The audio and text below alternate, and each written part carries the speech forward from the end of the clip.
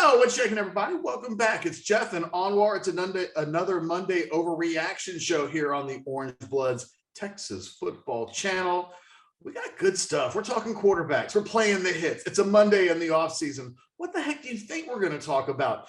You can always leave your comments in the comments section. We will ask you to like the video. Should we say something that is clever or angering or funny? Like, what if we get an emotion out of you? That's worth like a thumbs up on the video. And please subscribe to the channel in our quest to eventually take over the world with 1 billion subscribers. Think about how big we would be with 1 billion subscribers, Anwar. 1 billion. That'd be amazing. It'd be like something that was in like one of those Asian countries, like where you just like some K-pop band that has like 200 million or something. Like it would be something like that.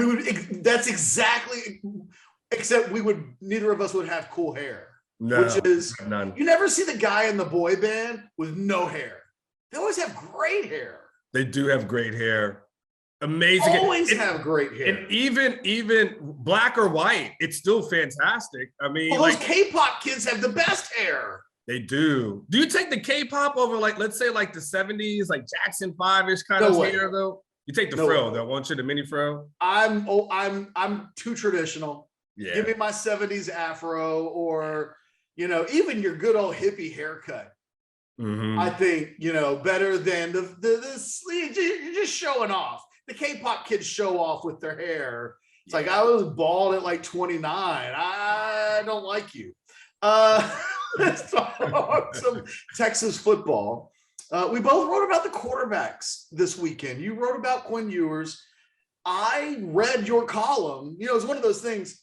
It is both a blessing and a curse that you lead off the Sunday writing content for Orange Bloods. And if you're not on Orange Bloods, please go to orangebloods.com, subscribe to the website. You get to read all the stuff that we do and reference in these videos. It will all make sense, even more so than hopefully it already does.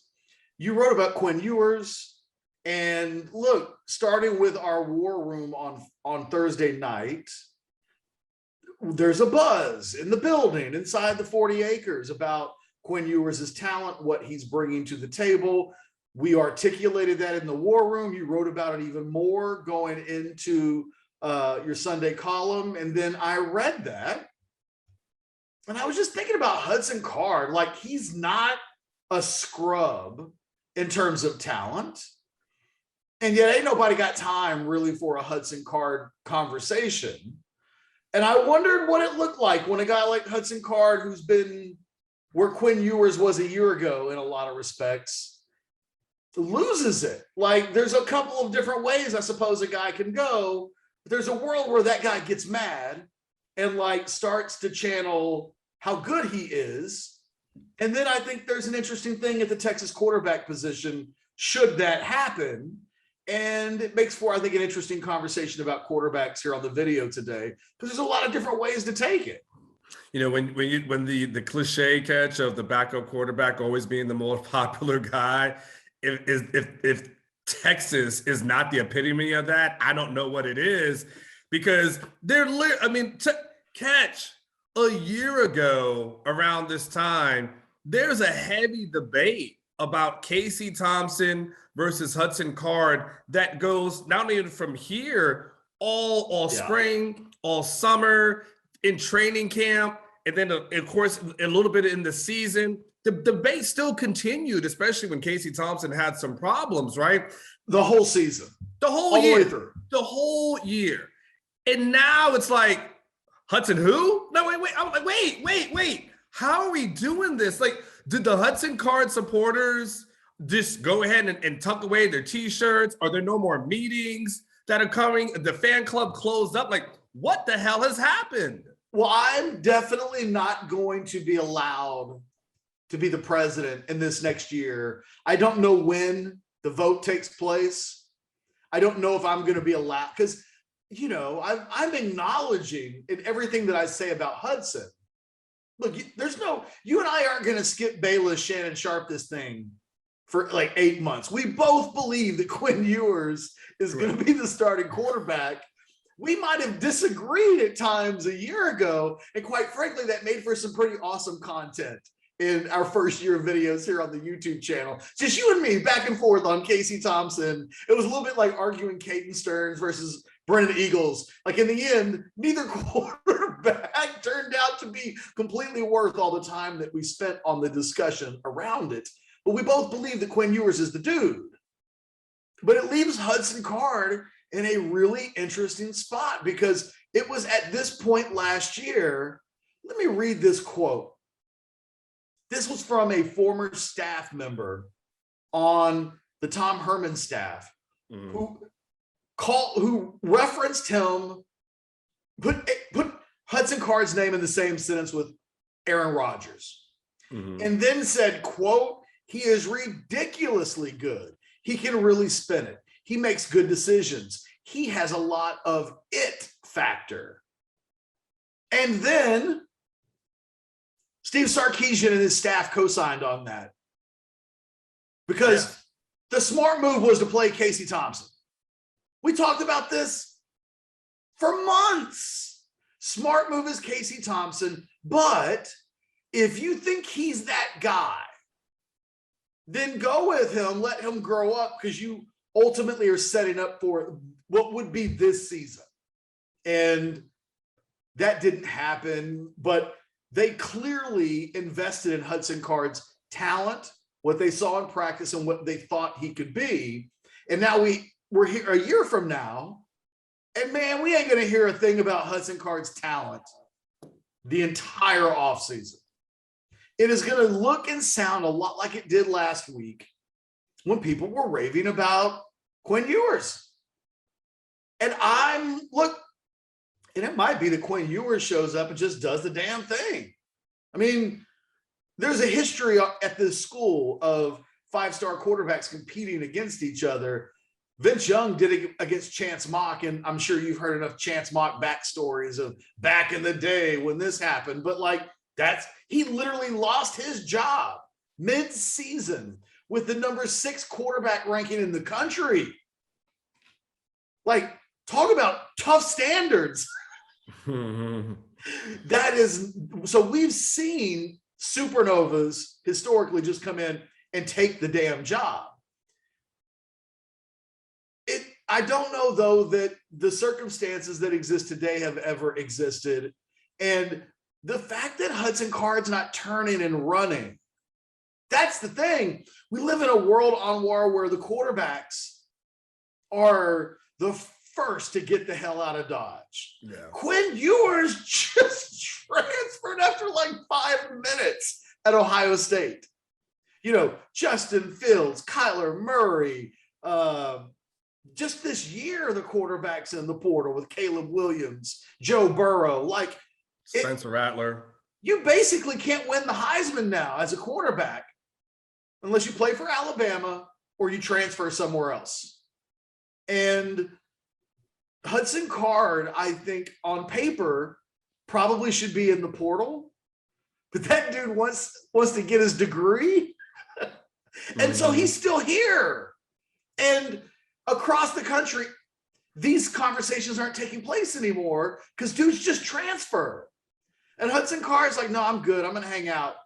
I'm going to stay in the McCombs Business School, and I'm going to play. I just wonder where his mindset is. Because that's the thing. That's the thing. A year ago, everybody was like, oh, once the season started, it was like, oh, he can't read defenses and he's too aloof. What's it look like if the light switch comes on and he digs in?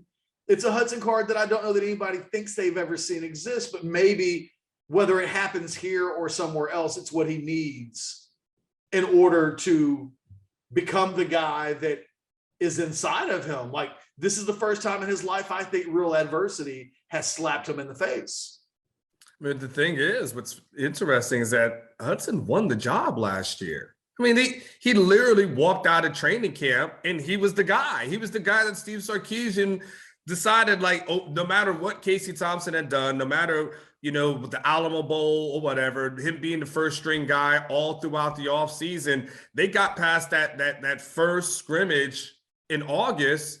And we didn't hear, Ketch, that, oh my God, Hudson just lit it up and Casey was not that good. We heard both quarterbacks were just all right. But at that point, he decided Sarkisian's like, that's my dude. And 2 games in, after Arkansas happens, he's like, that's not my dude. And at one point, he doubles, he starts at that point, he's like, because you would ask him about, hey, I would ask him, like, so what's the path for Hudson maybe getting back? And there was a couple of times in the middle of the season, especially when Casey was hot, that Sarkisian doubled down on Casey. And like, that was his guy. And then, the injuries start to happen. There's some inaccuracies, you can kind of, I don't know, there's some inaccuracies there, but then, he has a good game versus Kansas. So however, whatever, either way, at the end of the year, you would think, okay, if you felt that strongly about Hudson going in, you could hit that reset button on it. But the thing that you and I talked about before, and this is I think the challenge for Hudson, and then you as soon as I start to go down that path, I know your head's going to start to shake. Sarkisian got burned. And when he got burned last year, I think I don't know what Hudson can do in practice settings that's going to make Sarkisian think when the lights come on, it's not going to happen again. Now, even though I thought Hudson played better against West Virginia, and I thought he I thought he looked like a different quarterback Ketch than he did versus Arkansas. But there's still good, it's like you're in a relationship, and then once somebody exposes that portion of them and it's kind of like a negative attribute, you always remember in the back of your head, like, oh, okay, that's in there somewhere. I don't know if it's gone, but it's in there somewhere. I think that's what Sarkisian, that's the uphill battle Hudson faces. You read my mind. It was like you and I couldn't be more on the same page. And I'm even going to take it relationship wise, just like you were. Sark, to me, I haven't been around Sark long enough to have like a huge sample size of but in year one, as it relates to Hudson Card, Sark felt like one of those guys who loves really hard. Like when he loves, he loves. But I know guys that say things like, but if you ever betray me once, lie to me once, stab me in the back once, anything ever happens once, I'll never trust you again. And you'll lose my love forever. Whereas I'm a little bit more like, shit happens. To explain to me why you lied, I'll probably understand. You know what I mean? Like, I'm not quite wired in like ultimatum love guy is. And Sarkisian made a bold call to go with Hudson Card. I mean, he benched a guy. He made the tough call, I think. And what was so fascinating about how it all unfolded is that as president of the Hudson Card fan club, I got receipts that show I was all for Hudson needs to go before the end of the second quarter. Like they needed to make even if it wasn't for the rest of the game, they needed to go into plan B earlier than they did at Arkansas. And we thought at halftime, Card would definitely be replaced. They get into the third quarter and the Mickey Mouse stuff keeps happening. And it was as if Card went just a bridge too far. Like Sark kept believing in him and I'd given him the benefit of the doubt. And when it finally reached a point where it made Sark look bad, Card never recovered from that. There was never a point the rest of the season where it felt like Hudson Card was Steve Sarkisian's guy.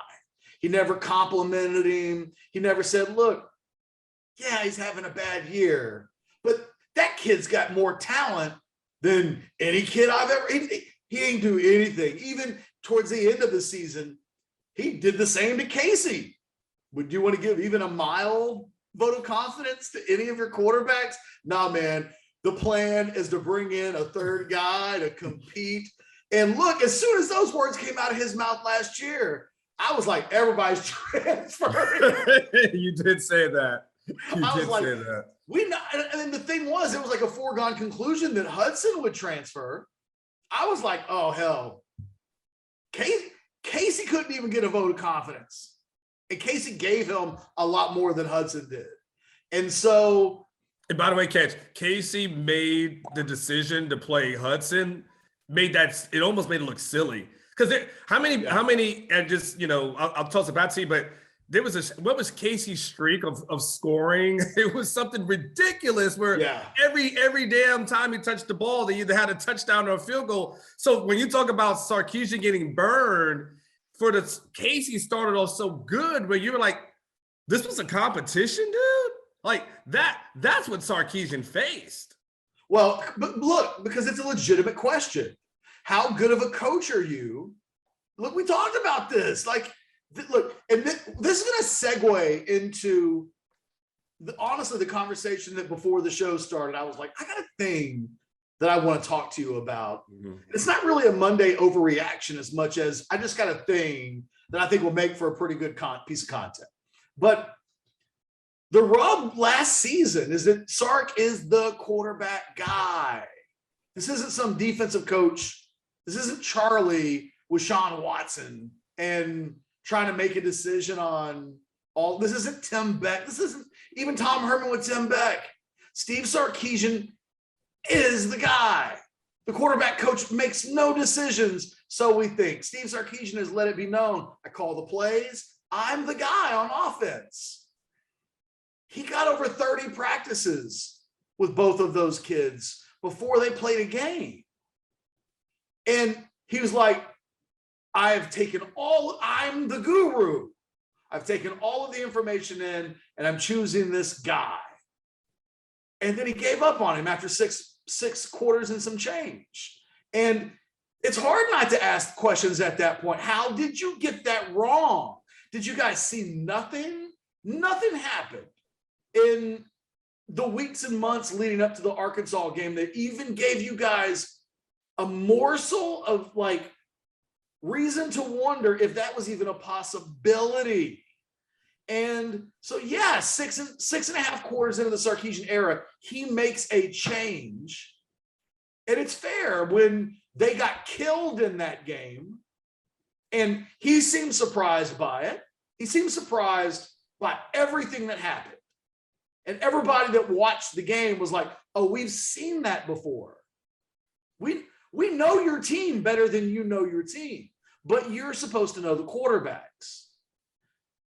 It's strange. It's just, again, that's why to me Sarkisian comes across as a lover who loves hard until he feels like someone lets him down. And I think that, there's a level of disappointment, trust, broken, whatever you want, whatever the actual words are, they fall into this group where that's what Card has to do. He's got to find a way to get Sarkisian to trust him again before Sarkisian makes a decision on the quarterback position. And I don't know how you do that if you're Hudson Card, and he knows it. That's the thing. Hudson Card knows it. He's coming back to fight anyway. And I just wonder what that path looks like for him, what the road to redemption could possibly be. The hard part is when you're dating and trust is broken, it's easy to start looking around, and it's easy to start looking and see what else is out there. There's got to be something else better out there than this. As a person who's been divorced multiple times, I can tell you that happens. It wasn't because trust was broken or anything like that, but you start getting in your head like, what else is out there? There's got to be something better than this. I can't do this for the rest of my life. And it's in the ideal world, Ketch, and I don't know how realistic this is. In the ideal world, what you say is, okay, Hudson, you struggled, but that's okay. You were a young player who was only second year on campus, first year in the system. Yeah, you saw ghosts. You were a little jittery in the pocket. To your defense, you probably had a good reason. I mean, it wasn't like that offensive line was doing you any favors. It wasn't like you just sat back there for days and you just had all the time to throw. There's a portion that you can say, okay, I can understand it in the indecisiveness. And there's the other portion of it, Ketch, where this happens with coaches, and I'm not saying this is a specific Sarkisian thing, but it happens where at some time people say, well, the players, didn't do certain things. And I always wonder, well, what's your job as the coach? is it your job as the coach to get the most out of them? So there's an argument to be made that says, okay, Sarkisian, if you are the quarterback guru that the resume proves that you are, you get the most out of Hudson Card. He doesn't have to now. But there's the thing. Does he have to get the most out of Hudson Card, or does he have to get the most out of Quinn Ewers? And if you are Sarkisian and you feel like all things are equal, probably get the most out of the guy that you recruited, who's a 5-star, who, as you say, Ketch, ultimately your legacy at Texas will be defined by. It'll be defined more by Hudson Card than it'll be defined by Quinn Ewers. One of the things I wrote in my Sunday pulpit, which, by the way, you guys have got to get on Orange Bloods, so don't get the references, get the entire thing. 7-5 looks a lot different if Quinn Ewers is the quarterback than it does Hudson Card, right? I mean, one guy you can say, all right, we're making progress. Where the other one, you go, it's the third year, guys, third year on campus, 7-5, 8-4. It's a shoulder shrug. 7-5, 8-4, you can build off of that. If with Quinn, you can point to recruits and say, look what we're doing for a young quarterback. It's not as sexy as it is with the older guy. So he has an optics problem, which is strange because he's only a sophomore, but he has an optics problem.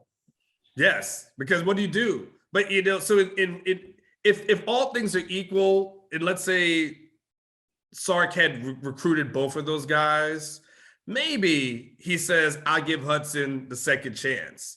But I don't think you and I look at it and saying like Hudson gets anything more than first team reps, throughout the offseason, first team reps in the spring, some first team reps in the summer.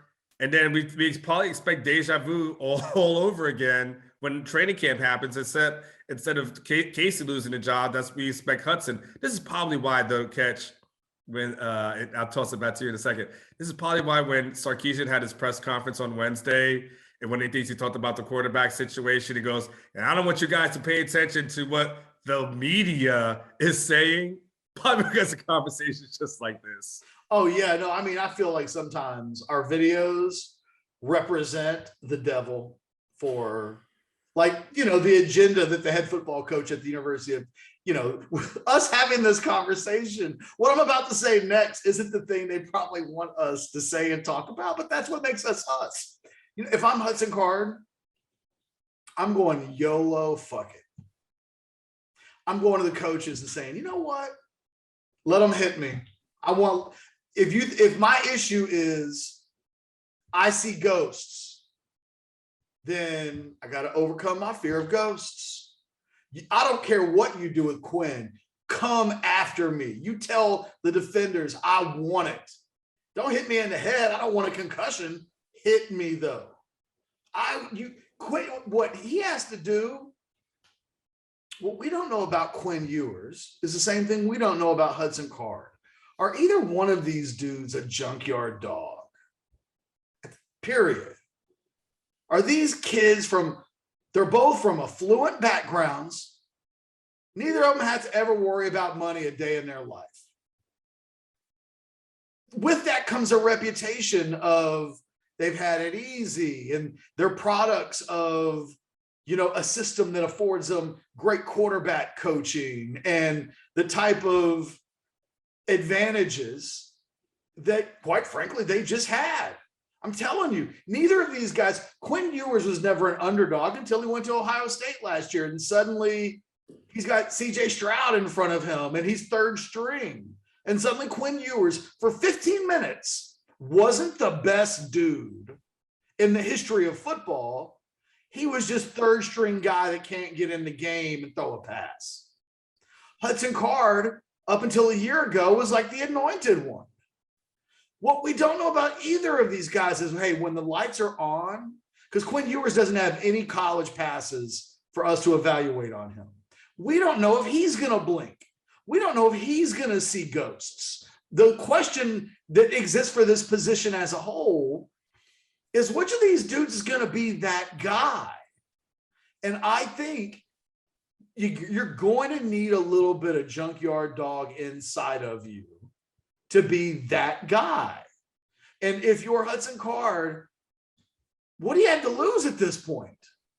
So let it all hang out and push yourself just to a level that, look, if Quinn Ewers is just better than the best version of you, hey, man, those are the shakes. Anwar and I have been in this industry for a long time. You don't win every time. This is what one of these two dudes is going to find out this season.